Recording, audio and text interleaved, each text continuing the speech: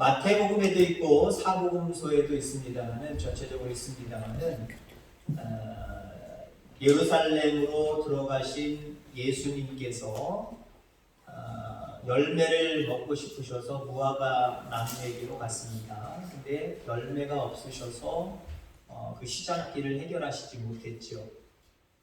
그래서 육신적으로 화가 나서가 아니라 좀 이따 살펴보겠습니다만은 예수님이 그 무화과 나무를 저주하셨던 사건들을 우리가 기억을 합니다. 간단하게 얘기하면 열매가 없었기 때문에 그렇습니다. 저도 전에 있었던 교회에 무화과 나무가 있습니다. 이 동네에도 무화과 나무가 있으신 이렇게 울타리 집들을 제가 지금 봤습니다만은 그게 꽤 크더라고요. 근데 여러분 진짜 무화과 나무 못 보셨죠? 저거 우리나라에서 보는 무화과 나무, 저건 정말 무화과 나무 아닌 것 같아요. 정말 어린 거고요, 새끼입니다. 미국에 살 때 무화과 나무가요 엄청나게 우람해요. 그냥 은행나무 이런 큰 거 저리 갑니다. 밑바닥에서부터 가지가 땅에서부터 쭉 올라가요. 일렬로 올라가는 게 아니에요. 옆으로 올라가요. 막 꾸불꾸불 올라가요. 그러니까 무화과 따먹을 때 이렇게 두들길 필요도 없고 막 이렇게 딸 필요도 없어요. 나무가 좀 두껍거든요, 더구나. 그 나무 타고 올라가면서 그냥 막 따면 되는 거예요. 나무가 그냥 이렇게 계단도 아니고 약간 오르막길 평지처럼 이렇게 돼 있거든요. 그러니까 저 높이 있는 거야 어쩔 수 없지만 그렇게 따먹으면 이만합니다. 이만해 정말. 이 손가락은 아니면 이만해요. 근데 저도 무화과 나무를 키워봤습니다만은 봄, 가을 초기까지 기다려봐도요. 아이고 요만한밖에 안 해요. 먹을 수가 없어요. 연글질 않아요. 그냥 모양만 있습니다. 그 겨울에는 너무 춥기 때문에 죽지는 않았어요. 죽지는 않은 게 다음 해 봄에 보면 새싹이 돋아나거든요. 싹 죽은 것처럼 없어져 버립니다. 아예 없어버려요. 나무가 메말라서 만지기만 해도 그냥 툭툭 부러져요. 죽었나 보다. 근데 봄에 되니까 다시 자라나더라고요. 문제는 뭐냐? 열매를 못 먹었다는 거예요. 그래서 늘 가을 늦게 되면은 고민을 합니다. 교회 창문을 가렸었거든요. 이거 뽑아버려? 이거 잘라버려? 저주 정도는 아니지만 열매가 맺혀지지 않으니까 아무리 성경에 나오는 식물 무화과 나무라고 할지라도 그냥 두고 볼 수는 없겠더라고요. 예수님은 열매를 분명하게 바라셨는데 그 무화과 나무에서 열매를 거두지 못하셨습니다. 그래서 저주하셨습니다. 여러분, 우리 하나님은 지금도 우리 가운데 열매 맺기를 원하세요. 열매가 없는 모습을 바라보실 때 실망하십니다. 언제든지 우리를 바라보실 때 너에게서 열매를 나는 기대한다 라고 우리에게 오시는 거예요. 자, 우리가 신앙적으로 열매를 맺는다 라고 하는 그런 말들을 하죠. 여기 신앙적으로 열매를 맺는다 라고 하는 것은 두 가지를 의미를 합니다. 한 가지는 무엇이냐면은 전도의 열매를 말하는 거예요. 신앙 안에서 우리가 열매를 맺는다. 내가 잘 되는 거 이거 열매, 이것도 열매지만 이거 생각하지 말고요. 또 본질적인 걸 생각할 때 신앙 안에서 열매를 맺는다라고 하는 건 전도의 열매예요. 전도의 열매. 자, 그 다음에 또 한 가지를 생각하면 우리의 신앙의 성숙의 열매입니다. 내 속에 하나님의 말씀이 더 들어가서 그 말씀이 내 속에서 자라나고 그 말씀을 통해서 전혀 흔들림이 없는 강한 믿음으로 자라나는 거지. 그래서 말이나 행실이나 하나님이 바라보실 때 영광을 받으실 만한 성숙함이 우리 가운데 있는 거예요. 자, 그러니까 전도의 열매든 어떤 인격적인 어떤 성숙의 열매든 이 두 가지는요 아주 불가분의 관계입니다. 따로 떼어놓을 수가 없어요. 신앙적으로 성숙함이 없는 사람이 전도의 열매 맺을 수 있을까요? 없어요. 전도의 열매를 맺지 못하고 나는 신앙 안에서 참 성숙한 사람이야, 나만큼 성숙한 사람이 없어 라고 말하는 것 그 자체가 교만입니다. 있을 수 없는 일이에요. 신앙 안에서 내가 열매를 맺는다라고 하는 것은요 하나님이 바라보실 때 내 속에서의 성숙함도 있어야 돼요. 내 속에서의 성숙함은 두 가지를 간단하게 이야기하면 성령의 열매겠지요. 또 다른 데에 보면은 빛의 열매가 나옵니다. 에베소서 5장 9절에 보니까 모든 착함과 의로움과 진실함이다 라고 말씀을 하고 있죠. 이 속에서 맺혀져야 될 열매입니다. 내가 변하는 거예요. 예수 믿기 이전의 모습과 지금의 모습이 변한 걸 거고요. 초창기 신앙의 때와 지금 신앙의 모습이 하나님이 바라보실 때 칭찬 드릴 만한 성숙한 모습으로 자라나는 거예요. 여러분, 신앙의 성숙이 있어야 되고, 이 신앙의 성숙이 있다 보면은요, 자연히 우리가 세상에 저절로 빛이 되고 소금이 됩니다. 신앙적으로 내 마음속에 성숙함이 없으니까 세상 사람들에게 빛도 안 되고 소금도 안 되고 그 맛을 잃고 그 빛을 잃어버리니까 아무리 간혹가다 내가 복음을 증거한다고 할지라도 너나 믿으라 라고 하는 반응이 오는 거예요. 그래서 신앙에 어떤 열매 맺는다라고 하는 모습은 전도의 열매도 있고 또한 성숙함의 열매도 함께 있는 거예요. 앞서서 얘기해드렸던 무화과 나무를 저주하셨던 모습들. 자, 오늘 우리가 요한복음을 읽었습니다만은 마태복음에 보면은 21장에 보면은 오늘 이 비유를 들기 이전에 사건이 나오는데 바로 그것이 무화과 나무를 저주하신 사건입니다. 마태복음에는 바로 무화과 나무를 저주하신 다음에 그 다음에 그 같은 장에서 오늘 본문 땅에 떨어져 죽어야 되는, 그래서 열매 맺어야 되는 이 미랄에 대한 비유를 말씀하고 있다는 거예요. 연관이 있습니다. 아주 깊은 연관이 있어요.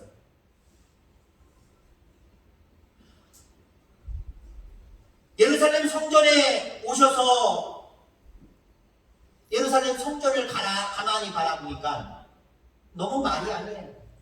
예수님이 바라시는 성전의 모습이 아니에요. 매매하는 자들로 가득합니다. 환전하는 자들로 가득합니다.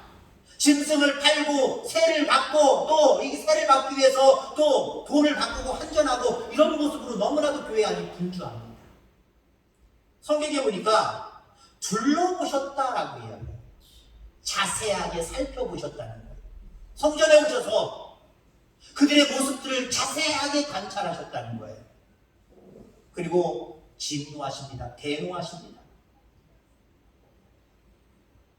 만민이 기도하는 이 교회를 강도의 굴열로 만들었다고 정말 이렇게 대노하신 적이 없어요.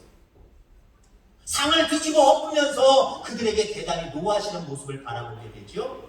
자, 이 사건이 있은 다음에 바로 이후의 사건이 마태복음에서 보면은 바로 오늘 본문의 말씀입니다. 너희들에게서 신앙의 성숙함을 볼 수 없다는 거예요. 너희들의 모습 속에서 너희들의 모습이 빛가 되고 소금이 되어서 많은 전도의 열매를 맺을 수 없다는 거예요. 그래서 상을 뒤집어 엎으신 거예요. 자, 오늘 본문으로 와서 이 모습을 그대로 또 재차 말씀하고 있는 모습을 바라보게 되지요. 의미적으로 그렇다라고 하는 거예요. 왜 뒤집어 엎으셨어요? 열매를 볼 수가 없었던 거예요. 외형적으로는 버젓이 신앙생활하는 모습처럼 보이지만 그 외형을 보신 것이 아니라 하나님은 열매를 보신 거예요. 그들에게서 열매가 보이지 않아요. 하나님이 기뻐하시는 모습이 보이지 않아요. 자, 그러니까 뒤집어 엎으셨다는 거죠. 오늘 하나님은 자녀인 우리가 신앙의 성숙을 통해서 바른 교회의 모습을 갖추시길 원하십니다. 그래서 많은 사람들에게 귀감이 되기를 원하시고 그를 통해서 전도의 열매까지 맺어지게 하시는 것을 여러분들 기억하게 되기를 간절히 바랍니다. 자, 그러면 그 무화과 나무를 저주하신 사건이나 아니면 또 오늘 본문 이전에 예수님이 상을 들고 엎으신 이 성전에서의 모습이나 또 오늘 하나의 미랄의 모습을 통해서 하나님 우리에게 열매를 강력하게 요구하시는데, 특별히 오늘 본문의 말씀을 통해서 어떠한 사람이 열매를 맺느냐, 또 열매를 맺기 위해서 우리가 어떤 삶의 자세가 필요하냐, 결단이 필요하냐, 이 말씀을 우리에게 말씀하고 있다. 자, 하나를 그대로 있으면 안 됩니다. 오늘 말씀이 우리에게 열매를 맺기 위해서는 하나를 그대로 있으면 안 된다, 이 말씀을 하고 계십니다. 아무런 변화 없이 처음 뿌릴 때의 씨앗의 모습을 그대로 유지하고 있다. 제가 먼저 전에 텃밭이 조그맣게 강대상 한 3-4개 정도의 텃밭이 조그맣게 있었어요. 이게 텃밭 아니죠, 장난감이죠. 여기다 고구마를 누가 주셔서 고구마를 반씩 잘라가지고 순 있는 쪽으로 이렇게 올려놓고 이렇게 심었단 말이에요. 이게 잘 자라나 안 자라나 한 달 지나고 좀 지나서 봤더니요, 좀 썩어 있는 것도 있지만 안 썩어 있고 그대로 제가 심은 그대로 있는 게 있어요. 또 시간을 두고 지켜봐도 자라지 않고 그대로 있더라고요. 다른 걸로 체인지해줬어요. 그거 딱 빼고 다른 걸로 해줬어요. 그랬더니 다시 자라나더라고요. 여러분, 심은 그대로 내버려져 있는 것, 그대로 있는 것, 이거는 어떤 것을 이야기하냐면은 완고한 우리의 모습을 의미한다라고 하는 거지. 자기 자신에 대해서 완고한 나머지 자기 자신을 넘어서는 그 어떤 것을 용납하지 못하는 모습들. 여러분, 이런 모습들이 깨어지기를 주의 이름으로 축원합니다. 그래야 열매 맺는 거예요. 우리가 가지고 있는 고정관념, 나만의 생각, 어쩌면 고집, 이걸 깨버려야 돼요. 깨버릴 때 그 속에 복음이 들어가는 거예요. 그 속에 생명이 들어가는 거예요. 그래야 열매를 맺을 수 있다는 거예요. 한 부자 청년이 예수님을 찾아갔습니다. 예수님, 어떻게 해야 영생을 얻을 수 있겠습니까? 예수님이 율법을 지켜라. 어떤 율법이요? 이 청년이 자신 있게 얘기합니다. 왜냐하면 율법에는 도가 텄거든요. 어렸을 때부터 달달달달 외우면서 그 말씀들을 정말 잘 순종하고 살았거든요. 근데 예수님이 말씀하시는 그 내용들, 이거 다 지켰습니다 라고 이야기를 합니다. 그때 예수님이 그 청년의 입과 마음을 완전히 닫아버리게 만드는 이야기를 하시지. 네 소유를 다 팔아 가난한 자들에게 주라 라고 이야기합니다. 그 청년 그 이야기 듣고 또 자신있게 어떤 말을 예수님께 했습니까? 자신이 있었던 그 모습 다 지켰습니다 라고 예수님 앞에 당당했던 그 모습이 하나도 없이 말 그대로 그냥 돌아가 버립니다. 그리고 예수님께 다시 나타나서 나 전 재산 다 팔고 가난한 자에게 줬습니다, 잘했지요 라고 왔다는 소리가 없어요. 그 길로 돌아가 버렸습니다. 그 길로 끝나버렸다는 거예요. 그 말씀에 순종했다고 한다면 하나님이 그 청년을 통해서 많은 전도의 열매, 복음의 열매를 맺게 하셨을 겁니다. 근데 그 틀을 깨지 못해서 어떤 틀일까요? 비록 겉모습으로는 하나님을 섬기는 모습이었지만 그 하나님의 말씀, 하나님을 섬기는 것보다 더 귀하게 두고 있었던, 박혀있는 것이 있었어요. 그것은 뭐냐? 이 청년에게 돈이라고 이야기할 수 있어요. 물질이라고 할 수 있어요. 그 물질이 깨지질 않아요. 예수님의 말씀을 듣고, 야, 그래, 물질 별거 아니야. 내가 가지고 있는 걸 무엇하냐? 하나님이 주셨는데 하나님을 위해서 내가 사용하리라. 그랬다고 한다면 전도의 열매 맺었을 거예요. 복음의 열매 맺었을 거예요. 근데 야, 이 돈을 내가 어떻게 다 가난한 자들에게 줘? 그걸 도저히 깰 수가 없었어요. 그 마음을 깨야지. 그 마음을 깨야 열매를 맺을 텐데 그 마음을 깨지를 못했어요. 그냥 그대로 내버려 두기로 작정을 했습니다. 차라리 저 이상한 사람 쫓아다니지 말아야지. 저 이상한 사람 말 듣지 말아야지. 예수님의 말씀을 거부해버렸어요. 그분을 쫓아다니는 삶을 포기해버렸어요. 그러니 그 청년을 통해서 무슨 열매가 맺어질 수 있겠습니까? 열매는커녕 그 이후에 이 청년의 이야기는 나오지도 않습니다. 한마디로 아무 열매를 맺지 못했다라고 하는 거예요.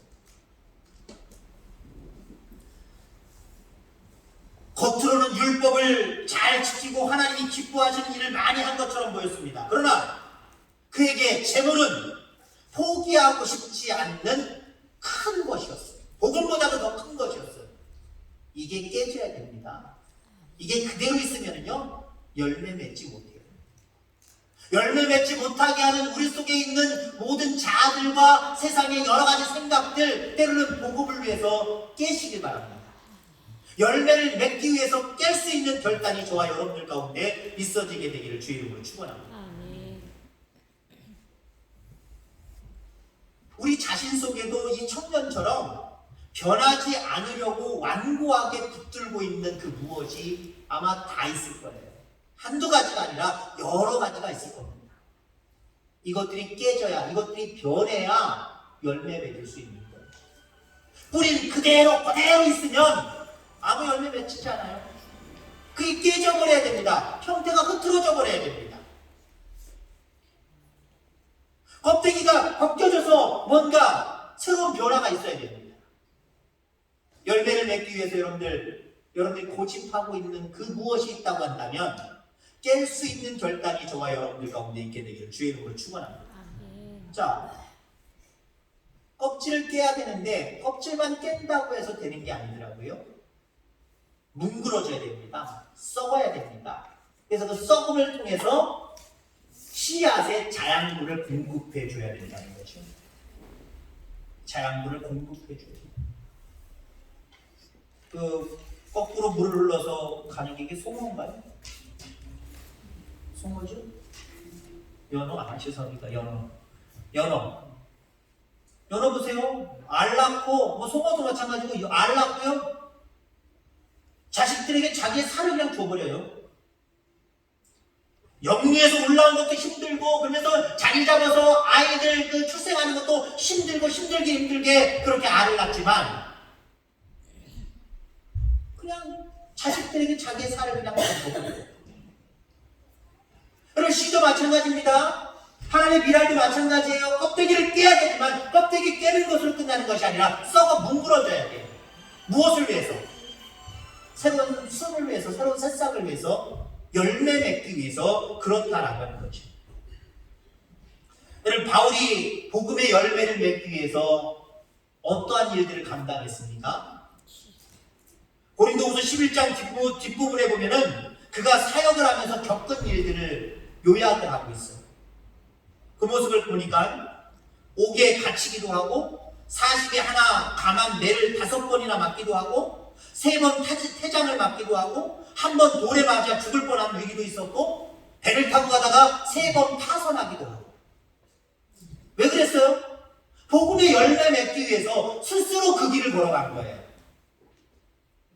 자기 자신이 깨질 뿐만 아니라 자기 자신을 희생하고 정말 뭉그러지는 그 귀한 일들을 감당할 때에 바울을 통해서 하나님의 말씀이 얼마나 우리에게 증거되고 있어요. 신학의 반 이상이 바울이 기록한 말씀이고요. 그가 세운 교회가 오늘날의 많은 교회 복음의 역사를 이룬지를 여러분이 기억하게 되기를 주의 이름으로 축원합니다. 여러분도 그렇습니다. 우리도 열매 맺기 위해서 자기 자신을 철저하게 희생하는 모습이 있어야 돼요. 철저하게 자기 자신을 희생하는 모습. 우리 장로님 기도하셨지만 이번 주 말고 다음 주일 또 지나서 추수감사절 지나서 23일 토요일 날 우리는 전도의 열매 맺기 위해서 늘 그렇게 해야 되지만 특별히 행사를 준비하고 있습니다. 경로잔치를 준비하고 있죠. 여러분 그 시간에 여러분들 그 이전부터도 그래야지만 희생하시길 바랍니다. 행사 마련해놓고 주일 예배 드리는 건 드리는 거지만 그런 것들 눈여겨보지도 않고 관심 갖지도 않고 나는 대상 아니야라고 하시면 안 됩니다. 신앙에 성숙함이 있어야 됩니다. 이건 하나님의 일이야. 또 내가 출석하고 있는 교회의 일이야. 나의 일이야 라고 하는 성숙함이 있어야 돼요. 그래서 여러분들 많은 사람들에게 알리시길 바랍니다. 알려야 돼요. 홍보해야 돼요.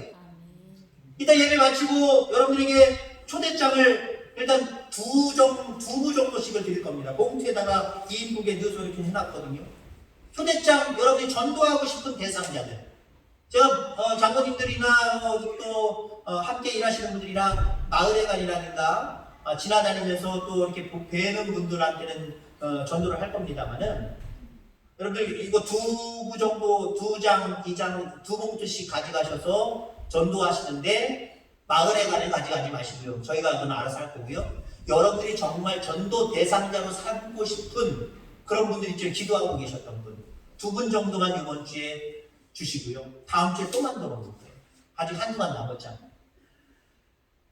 그리고요. 그날 여러분들 23일 날 여러분들도 다 참석하셔야 됩니다. 다 참석을 하셔야 돼요. 왜요? 잔치 마련해놓고 주인이 없으면 됩니까? 잘 오셨다고 손 한번 잡아줘야 되고요. 때로는 저기 뚝방에서 가야 되나 말아야 되나 쭈삣쭈삣 하시는 분들이 있어요. 여러분들이 그 모습 바라보고 동네도 돌아다니면서 또 그날 당일날 데리고 오셔야 돼요. 이건 신앙의 성숙함이 없으면 안 되는 일이고요. 전도의 열매 맺기 위해서 자기 자신을 희생하는 모습이 없으면 이거 안 되는 거예요. 여러분 그 시간 꼭 희생하시길 바랍니다.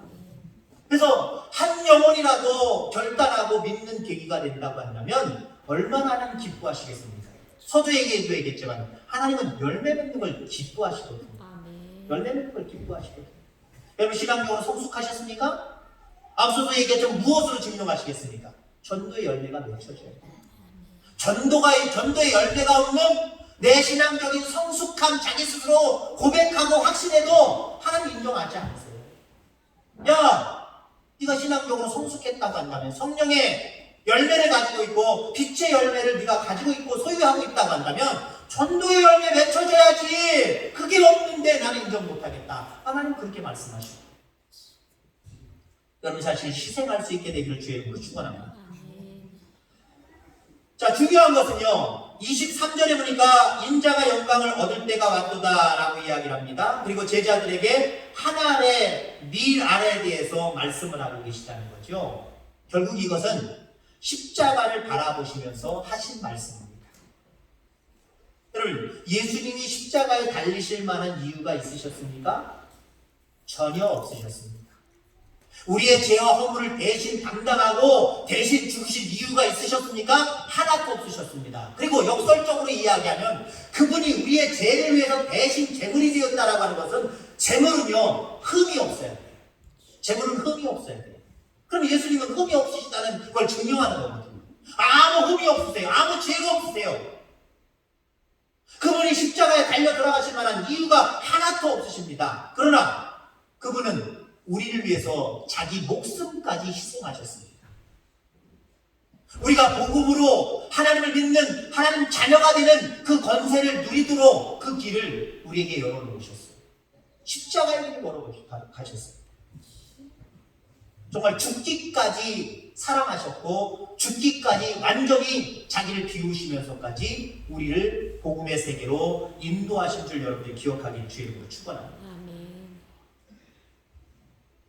오늘 말씀을 종합해서 볼 때 예수님이 자기 자신을 깨지 않았으면 자기 자신의 목숨까지 희생하고 뭉그러지지 않으셨다고 한다면 그러면 어떻게 됐을까요?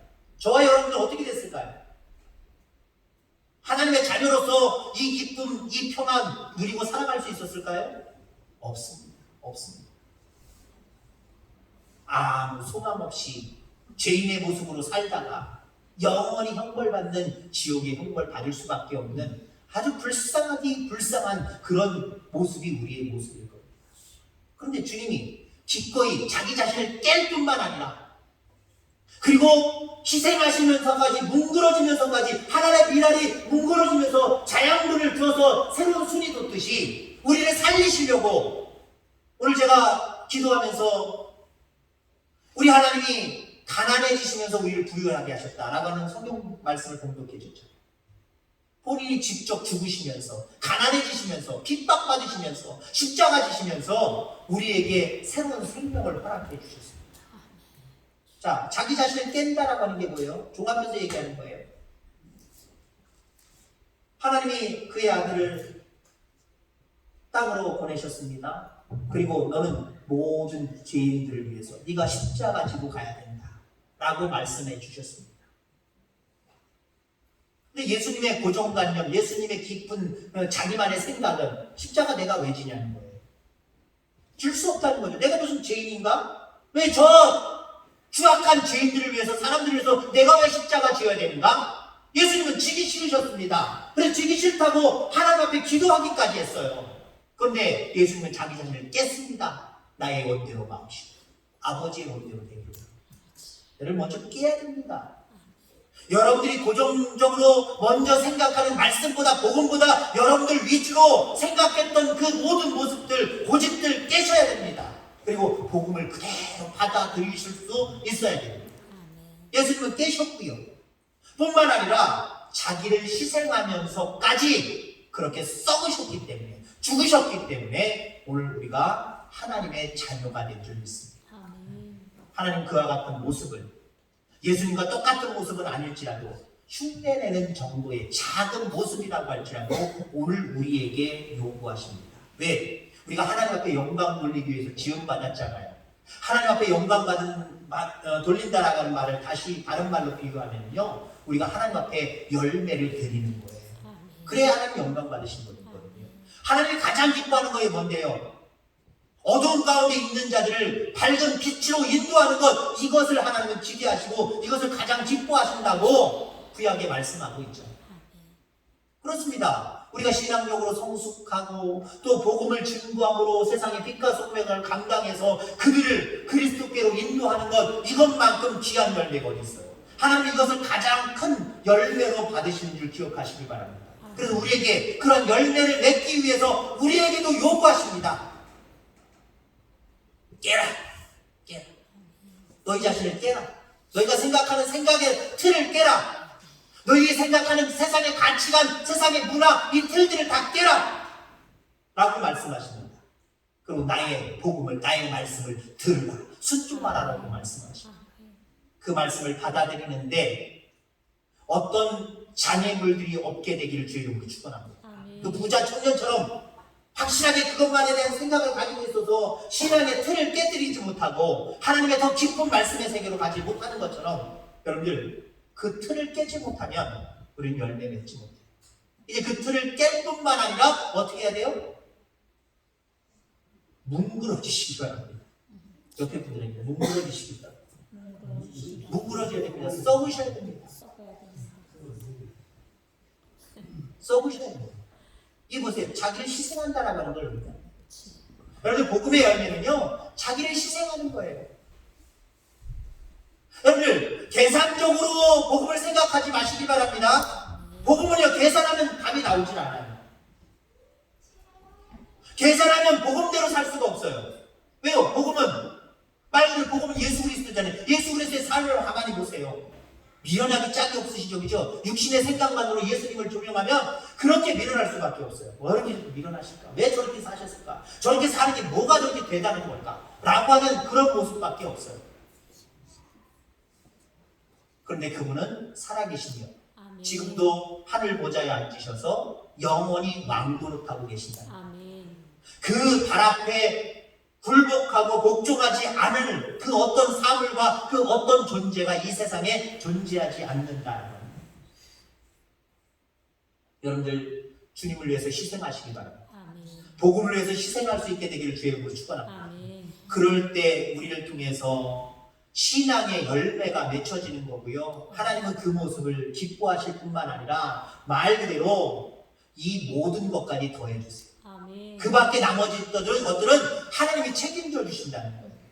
이러한 은혜 가운데 살기를 바라고 늘 열매 맺는 우리 사랑하는 귀한 성도님들 다 되어지기를 주의 이름으로 축원합니다.